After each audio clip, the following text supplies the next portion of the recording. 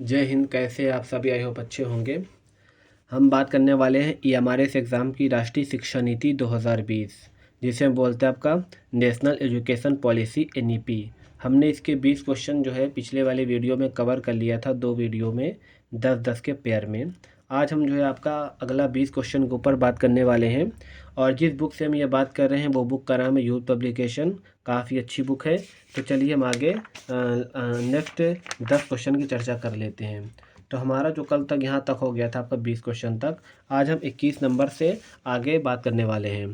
तो आपका 21वां क्वेश्चन पर बढ़ने से पहले अगर आपने हमारे चैनल को सब्सक्राइब नहीं किया तो कर लीजिए, क्योंकि आपको इस तरीके की वीडियो के साथ साथ आपको जो है आपके एग्ज़ाम के एनालिसिस, चाहे डीएसएसबी का हो, चाहे ईएमआरएस का हो, केवीएस, एनवीएस, यूपीएलटी ग्रेड, सब इन्फॉर्मेशन बिहार का हो, सबको इन्फॉर्मेशन कहीं ना कहीं आपके लिए फ़ायदे की ये चैनल है।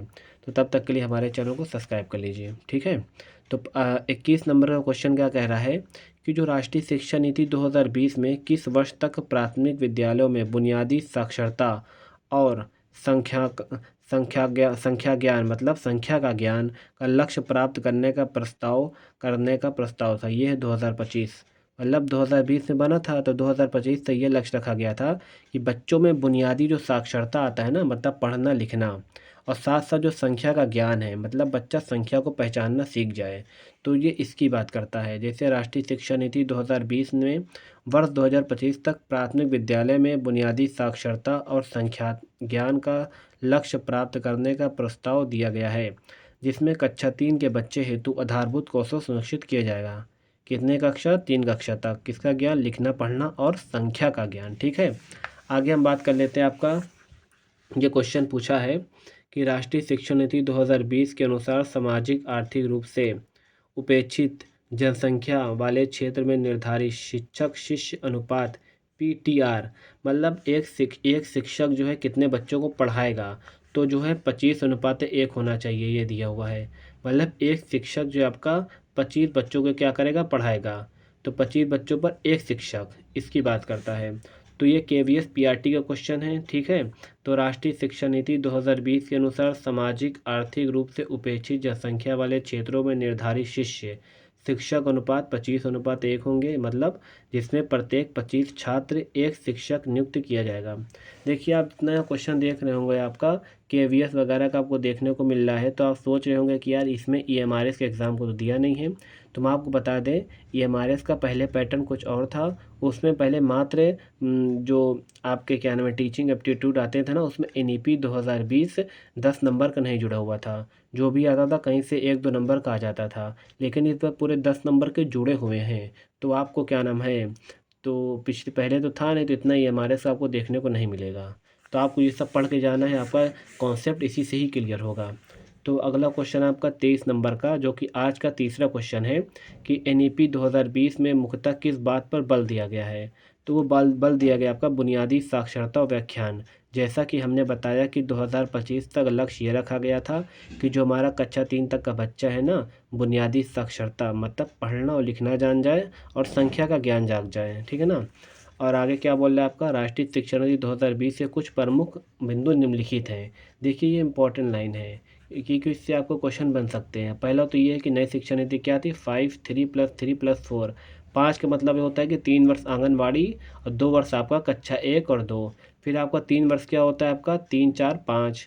फिर 3 वर्ष क्या होता है? आपका 6 7 8। फिर 4 वर्ष होता है आपका 9 10 11 12, ठीक है। ये आपका प्रणाली पूरी है, जिसमें 3 से लेकर 18 वर्ष की आयु के बच्चे को शामिल किया जाता है। मतलब जब बच्चा 3 साल का होगा ना, तब उसे आंगनबाड़ी में डाला जाएगा, और जब बच्चा आंगनबाड़ी में 3 साल पढ़ लेगा तब उसे कक्षा 1 में डाला जाएगा। तो ये 3 से 18 वर्ष की आयु बताई गई है, ठीक है। तो मातृभाषा या क्षेत्रीय भाषा को अध्ययन के माध्यम बनाने पर जोर दिया गया है।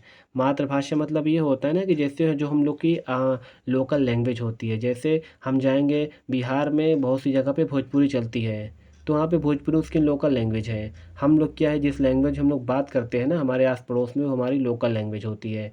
जैसे हम तमिलनाडु में जाएंगे, वहाँ की लैंग्वेज क्या है? तमिल है, ठीक है। बंगाल में जाएंगे, वहाँ की लैंग्वेज क्या है? बंगाली है। तो उनकी क्या है? आपकी मातृभाषा है। तो बच्चों को मातृभाषा में सिखाओ ना स्टार्टिंग में, तभी तो बच्चा सीख पाएगा। फिर आता है आपका प्राथमिक शिक्षा में मूलभूत साक्षरता और संख्याओं के ज्ञान पर बल देना, जो कि अभी मैंने बताया कि जब 3 तक के बच्चे को क्या करेंगे हम, पढ़ना लिखना और संख्याओं का ज्ञान बताएंगे। इसका केंद्र बिंदु बहु विषयकता और समग्र शिक्षा है। बहु विषय का मतलब है आपका कि आपको बच्चे को क्या करना है कि संज्ञानात्मक, भावात्मक, मतलब कुल मिला के शारीरिक रूप से भी मजबूत करना है, मानसिक रूप से भी मजबूत करना है, खेल के आधार पर भी मजबूत करना है।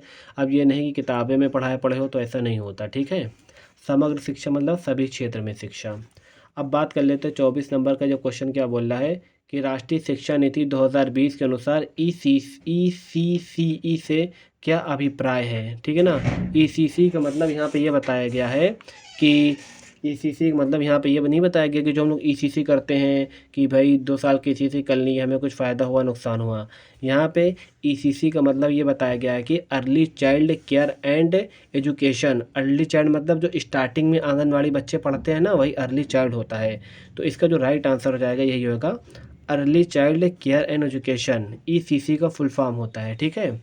तो आगे हम बात करते हैं आपका 25 नंबर का क्वेश्चन क्या कह रहा है कि कौशलों तथा क्षमताओं के एकीकरण पर किसने बल दिया, ठीक है। तो किसने बल दिया था, आपका NEP 2020 ने।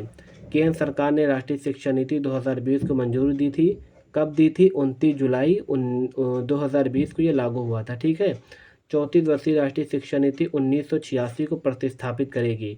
मतलब पहली शिक्षा नीति कब आती, 1968 में कोठारी आयोग, फिर 1986 में दूसरी शिक्षा नीति, और तीसरी कौन सी आती है आपको, 2020।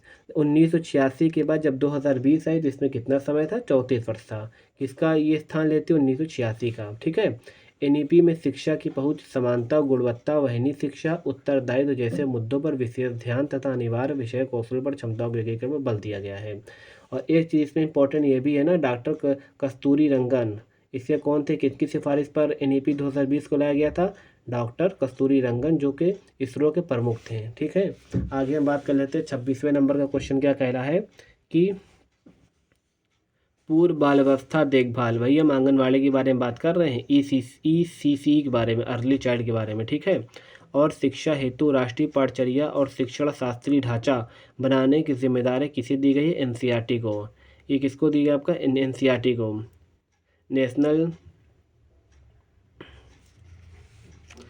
Council of education research and training, ठीक है ना। NCERT का फुल फॉर्म होता है राष्ट्रीय शिक्षा नीति 2020 के अनुसार पूर्व बाल अवस्था देखभाल और शिक्षा ECCE हेतु राष्ट्रीय पाठचर्या और शिक्षक शास्त्रीय ढांचा तैयार करने की जिम्मेदारी किसको दी गई, राष्ट्रीय शैक्षिक अनुसंधान और प्रशिक्षण परिषद NCERT को दी गई है। इसका उद्देश्य 3 से 8 वर्ष तक के बच्चों को सर्वगुण विकास के लिए खेल आधारित, गतिविधि आधारित और अनुभवात्मक शिक्षण को प्रोत्साहन करना है। मतलब बच्चों को पढ़ाना तो है ही है, साथ साथ खेल आधारित शिक्षा देना है, गतिविधि आधारित शिक्षा देना है, अनुभव मतलब बच्चा खुद से कार्य करके अनुभव ले, उस पर भी बल देना है। आज का 27 नंबर का क्वेश्चन है, राष्ट्रीय शिक्षा नीति 2020 के अनुसार औपचारिक शिक्षा प्राप्त करने के लिए विद्यालय में प्रवेश की न्यूनतम आयु कितनी होना चाहिए, 3 वर्ष। बताया ना कि 3 वर्ष का बच्चा जब हो जाता है उसे हम आंगनवाड़ी में प्रवेश के लिए डाल देते हैं। औपचारिक शिक्षा है किसकी, देखो ये ध्यान रखना, औपचारिक शिक्षा पूछा नहीं तो लपेट दो कुछ और। औपचारिक शिक्षा प्राप्त करने के लिए कहाँ पे देंगे हम, 3 वर्ष। कहाँ पे आता है भैया, आंगनवाड़ी में। तो कुल मिलाकर देख लो, 5, 3 + 3 + 4, 5 वर्ष में 3 वर्ष आंगनवाड़ी, और 2 वर्ष कौन सा होगा, 1, 2 में, फिर 3, 3, 4, ठीक है ना। फिर आता है आपका 6 वर्ष के बच्चों को कक्षा 1 में प्रवेश किया जाएगा। 3 वर्ष जब आंगनवाड़ी पढ़ लेगा तो जब 6 वर्ष का बच्चा हो जाएगा कहाँ प्रवेश करेगा, कक्षा 1 में, ठीक है। तो आगे बात कर लेते हैं, आपका 28 नंबर का क्वेश्चन क्या कहता है कि NEP 2020 के अंतिम प्रारूप बनाने वाली समिति के अध्यक्ष कौन थे, के कस्तूरी रंगन। जैसा कि मैं 2-3 क्वेश्चन में बता चुका हूँ कि राष्ट्रीय शिक्षा नीति 2020 को अंतिम प्रारूप बनाने वाली समिति के अध्यक्ष इसरो के पूर्व प्रमुख रह चुके डॉक्टर कस्तूरी रंगन हैं, ठीक है ना। NEP जो आपका 2020 को प्रधानमंत्री नरेंद्र मोदी की अध्यक्षता में केंद्रीय मंत्रिमंडल द्वारा मंजूरी मिलने पर लागू की गई। अब देखिए, उत्तराखंड राज्य इसे लागू करने वाला पहला राज्य, ये देखिए इंपॉर्टेंट क्वेश्चन है, ये पूछ सकता है आपका, उत्तराखंड राज्य इसे लागू करने वाला पहला राज्य है। तो NEP 2020 को सबसे पहले उत्तराखंड राज्य ने लागू किया था। और एक बात गौर से सुनिए, कोठारी आयोग आपका 1968 में आता है। भारत की पहली राष्ट्रीय शिक्षा नीति इंदिरा गांधी के सरकार में। 1986 का जो राष्ट्रीय शिक्षा नीति आती है राजीव गांधी के सरकार में। 2020 में जो राष्ट्रीय शिक्षा नीति आती है वो आपका नरेंद्र मोदी जी के कार्यकाल में आती है। अब हम 29 नंबर की बात करते हैं। NEP 2020 के अनुसार 3 से 8 वर्ष तक के बच्चों को किस स्तर पर आएंगे? वो आता है आपका निम्न प्राथमिक स्तर। निम्न मतलब भैया निम्न मतलब सबसे नीचे, क्योंकि आंगनवाड़ी में बच्चा एडमिशन लेगा तो निम्न ही तो कहलाएगा ना।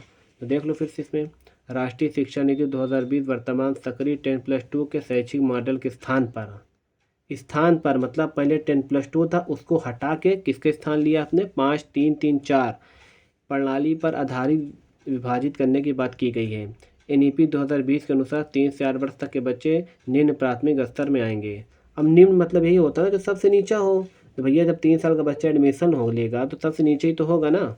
और आगे हम बात कर लेते हैं आपको जो तीसरे नंबर का क्वेश्चन है और आज का आखिरी क्वेश्चन है कि स्तर पर पाठ्यपुस्तकों के इतर पढ़ने और प्रयोग के लिए रुचिपूर्ण पुस्तकों के विकास और लोकप्रिय बनाने की बात किस दस्तावेज से में कही गई है? एक तो कोठारी आयोग है, फिर 1986। देखो पाठ्य पुस्तक बनाने की बात 1986 में कही गई है, ठीक है ना।